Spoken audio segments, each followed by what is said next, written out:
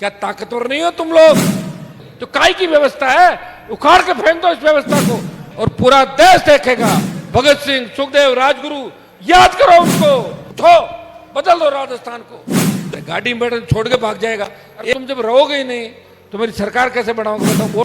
अगर आप कहोगे तो राजस्थान में पंचायत चुनाव लड़ाएंगे तो मुझे मारोगे तो नहीं आगे?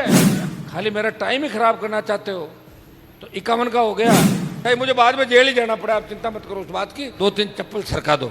मैं 15 अप्रैल तक राजस्थान में नई कार्यकारिणी बना के आपको दे दूंगा। राजस्थान के अंदर मेरी पार्टी को तोड़ा, मुझे कमजोर किया, तो बाड़मेर से यही जोश 2028 तक रहेगा। तो कुछ नेताओं की वजह से थोड़ा बहुत डिस्टर्ब हुआ है। मैं आपको विश्वास दिलाता हूं कि आपको नए नेता भी दूंगा, लेकिन 28 में राजस्थान के विधानसभा के चुनाव के अंदर दमखम दिखाना है। कुछ तो हिम्मत करो। क्या चाहते हो? मैंने कहा मेरी कौम का अगर दूल्हा आता है मैं बाराती बन जाऊंगा, मैं दुल्हन नहीं बनूंगा। आया तो नहीं कोई। बातें करने में क्या है? बातें कर लो, 4 रील बना दो, कोई श्रीनगर की रील डाल दो, कभी बर्फ डाल दो। सर कह रहे ओहो जबरदस्त रील आई है। तो मुझे लग रहा बाड़मेर के अंदर भी रीलें ज्यादा चल रही है आजकल, और रील से ही लोग जन नेता बनना चाहते हैं। रील से जन नेता नहीं बन सकता। एक आध बार तो कुछ भी हो सकता है, लेकिन 2 बार 3 बार 4 बार 5 बार सरकारों से लड़के, अलग अलग पार्टियों से लड़के खुद का वजूद पैदा करना, उसमें बहुत बड़े संघर्ष की आवश्यकता है। और उस संघर्ष राजस्थान के अंदर किसी ने नहीं किया। पारिवारिक तकलीफें, माफिया से संघर्ष, उन भाजपा कांग्रेस के बड़े नेताओं से संघर्ष, ये राजस्थान में जो तूफान आने वाला है ना 28 का, उससे पहले की शांति थी, वो बाड़मेर से एक नई क्रांति के रूप में आज निकलेगी। और पूरा देश देखेगा कि बाड़मेर वाले मजबूती के साथ हनुमान बेनीवाल के साथ खड़े हैं। लोग ये कह रहे थे कि हनुमान की पार्टी को तोड़ लिया, बाड़मेर में आरएलपी को खत्म कर दिया। वो लोग ये नहीं जानते बाड़मेर में आरएलपी का विधायक नहीं था।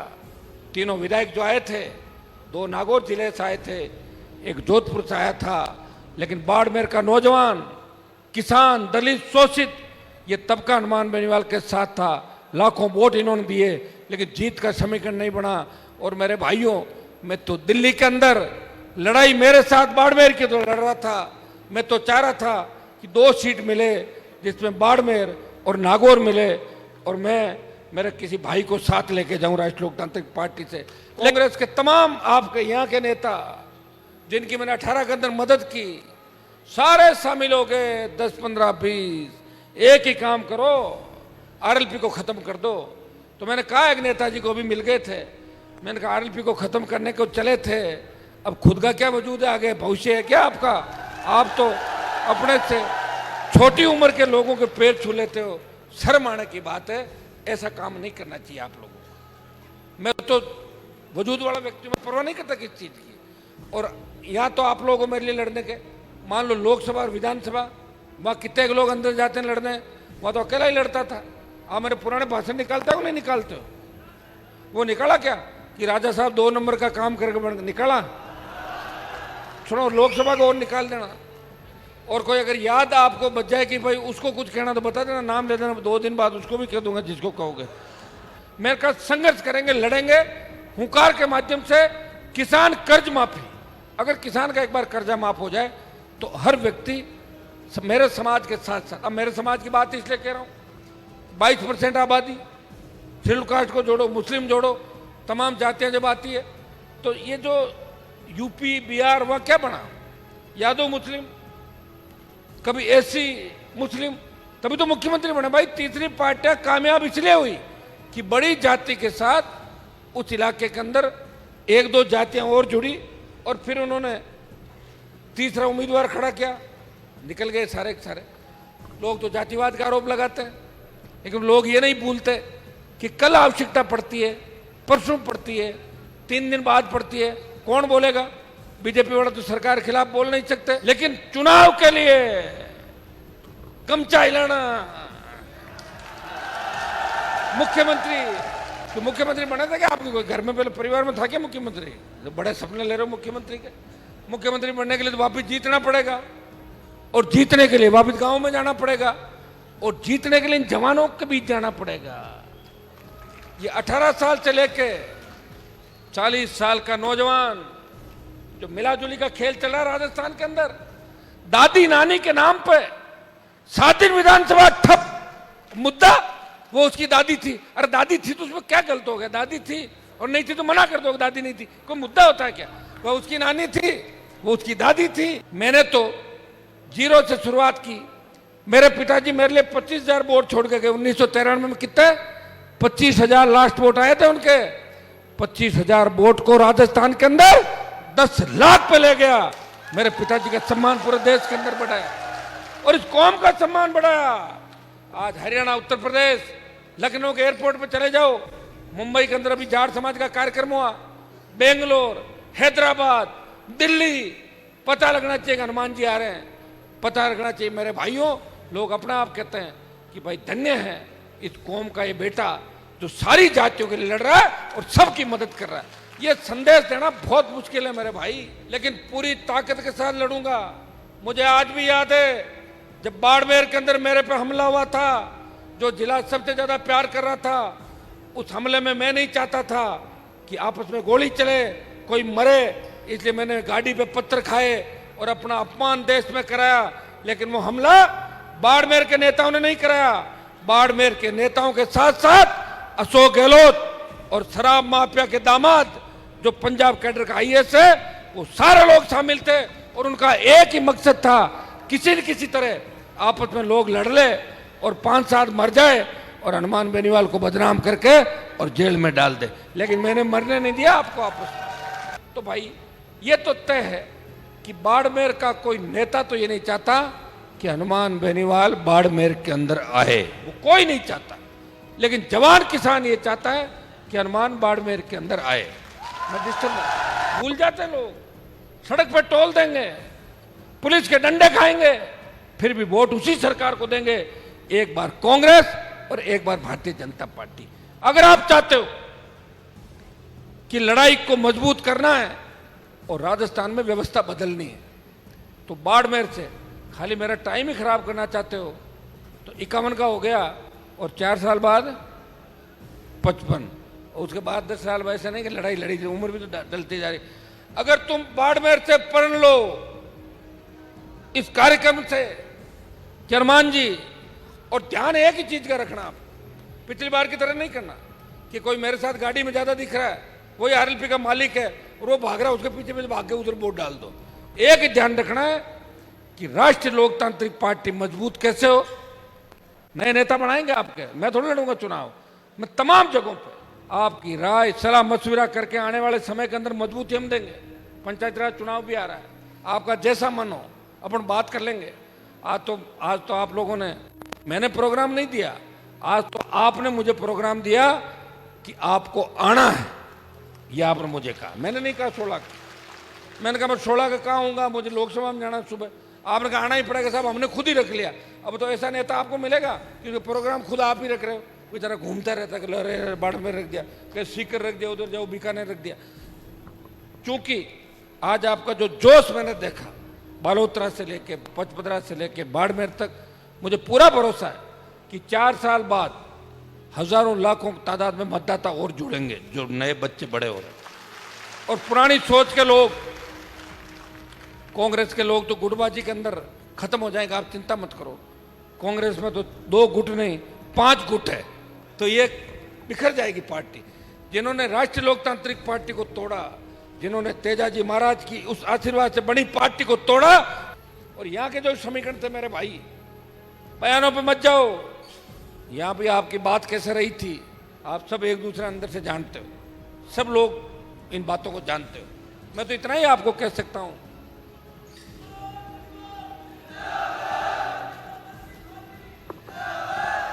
कि अगर हमें मिलकर लड़ाई लड़नी है, आपका कप्तान बहुत मजबूत है,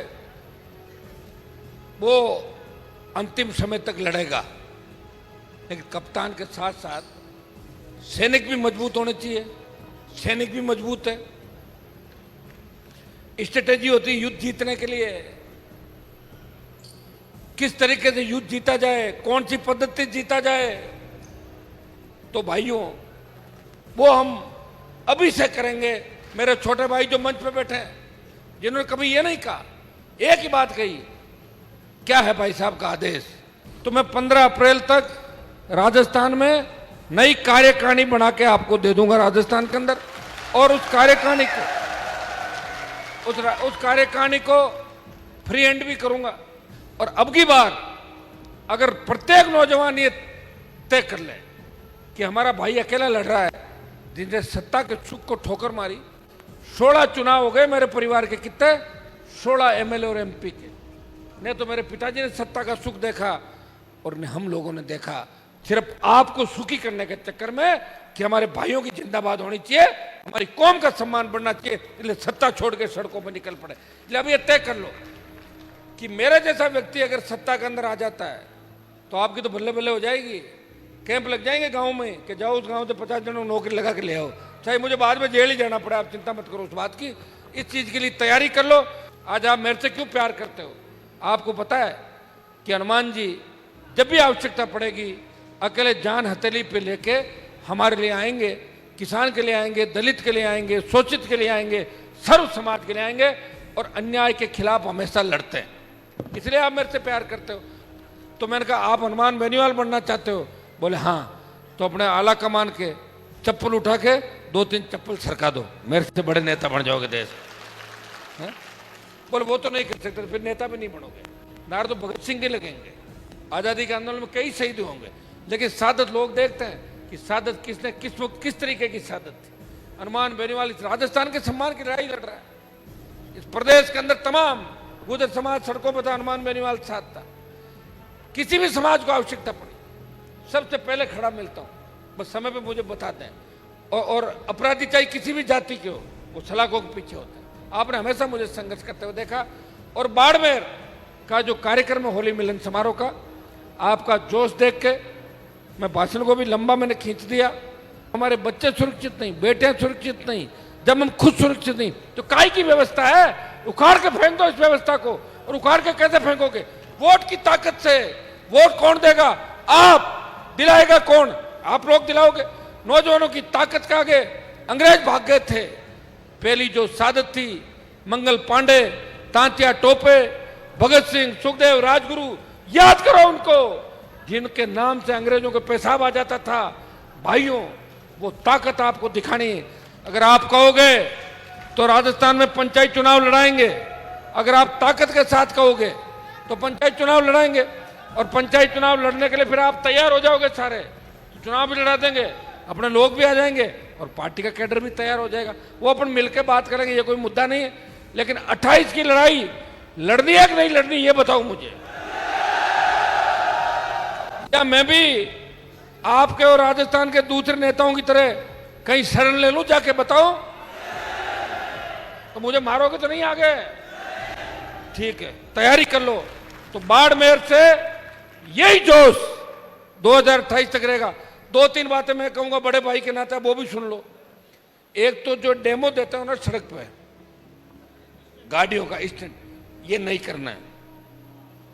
रील बनाने के चक्कर में अपने ही भाइयों के बीच क्या डेमो दे रहे हो? कोई दूसरा आके पड़ जाए, कितना बड़ा नुकसान हो जाता है। और तुम जब रहोगे ही नहीं तो मेरी सरकार कैसे बनाओगे? बताओ, वोट कौन डालेगा? चिंता तो करो। मैं आपको विश्वास दिलाता हूं कि आपको नए नेता भी दूंगा, नए मजबूत योद्धा भी दूंगा, और मैं मेरा पूरा जीवन आपके लिए समर्पित करूंगा। आपके सम्मान को ठेस नहीं लगने दूंगा। हमें अब एक दिशा के साथ चलना होगा। मुझे फॉलो करते करते ही हर किसी को शुरू हो जाता है, मुझे इसको तुम्हारा क्या बोला? अभी गाड़ी में बैठा था ना, अरे गाड़ी में बैठा छोड़ के भाग जाएगा। एक ही ध्यान रखो, 28 तक हनुमान बेनीवाल आपको पूछ के अगला कदम क्या उठा रहा है। राष्ट्रीय लोकतांत्रिक पार्टी किसको उम्मीदवार बना रही है, उसकी जाति पाति नहीं देखनी, आरएलपी का बोतल का चिन्ह देखना है। लेकिन 28 में राजस्थान के विधानसभा के चुनाव के अंदर दमखम दिखाना है। कुछ तो हिम्मत करो, हमें देख के क्या ताकतवर नहीं हो तुम लोग? याद करो अपना इतिहास, उठो, बदल दो राजस्थान को। और इस लड़ाई में इस बार ये मत कहो कि साहब हमारे बाड़मेर से तो ये उम्मीदवार लड़ रहा है, आप इसका ध्यान रखना। आरएलपी को छोड़ो, इसके साथ हो जाओ, फिर तो आरएलपी कभी नहीं आएगी। कहीं कोई निर्दलीय जीतेगा, कहीं कोई बीजेपी जीतेगी, कहीं कांग्रेस जीतेगी, और मैं अकेला ही घूमता रहूंगा और आप नारे लगाते रहोगे। क्या चाहते हो? 28 के अंदर हमने सबकी मदद कर दी, बाड़मेर की सीट पे भी कर दी, इस बार सब जगह कर दी, लेकिन राष्ट्रीय लोकतांत्रिक पार्टी की मदद करनी है। अब इस पौधे को तैयार करना है, वट वृक्ष बनाना है। मैं बाड़मेर के जवान, किसान और प्रत्येक व्यक्ति से 1000% खुश हूं। आपको चिंता करने की आवश्यकता नहीं। आप लोग ताकत के साथ लड़ना। जल्दी आपको कार्यकारिणी की घोषणा के बाद स्वच्छता अभियान, दूसरे काम, दूसरे आंदोलन करते रहेंगे। और मैं आपको ये भी कह के जा रहा हूं, हर 2 महीने, 1 महीने, 3 महीने के अंदर बाड़मेर जिले में आता रहूंगा। अभी तो शायद 1 साल और काफी लंबे टाइम बाद प्रोग्राम बना है।